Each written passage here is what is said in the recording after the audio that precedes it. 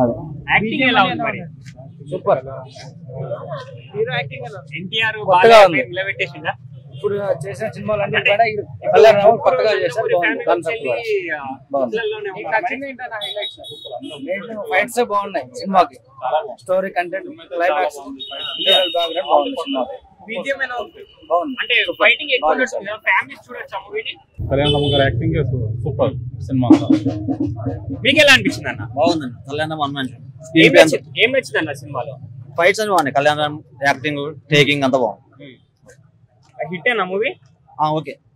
అలా నీకు హైలైట్స్ అనిపించింది?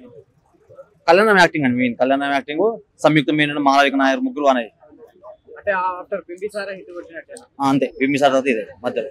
పర్ఫార్మెన్స్ ఎట్లా అనిపించింది బింబిసారా? కళ్యాణ్ రామ్ సూపర్. ఓకే. ఇంకా బింబిసార్ కానీ బెటర్. ఇక అలా ఎన్టీఆర్ గానీ బాలకృష్ణ గానీ ఉంటారు అని ఒక రూమర్ అయితే వచ్చింది ట్విట్టర్ లో. అదేమన్నా ఉందా మూవీలో? లేదు లేదు, ఏం లేదు. వాళ్ళ గురించి డైలాగ్స్ ఏం లేవు. మొత్తం బ్రిటిష్ కాలం నడుస్తుంది.